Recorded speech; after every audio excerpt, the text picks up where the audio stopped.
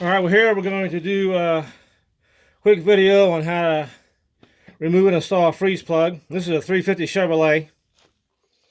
So we're going to take this big punch and punch it out, try to get one side down so the other side will pop out.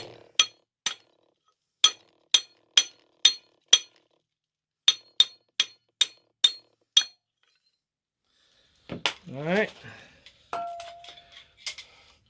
Got a little bit of blaster.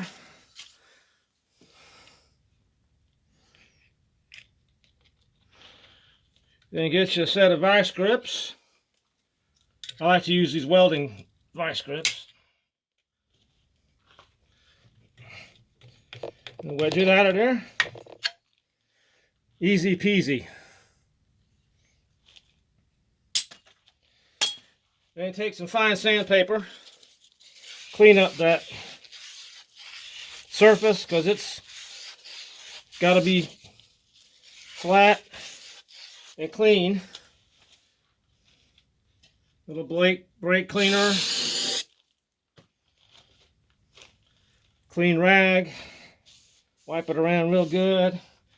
Looks really good. All right.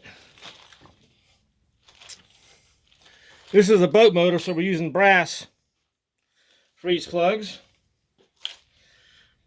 Now some people say you don't have to put sealant, you need to put sealant. Well, we're going to put a little bit of very thin film, a high heat Permatex gasket maker, just to give it something. This is a very thin on the inner edge. A little bit more blaster to help it. Got to get the orientation up. We want the USA to be straight. Then take our big hammer and our socket. You don't have to, smash this thing in there. It goes in pretty easy. You don't want to damage the freeze plug.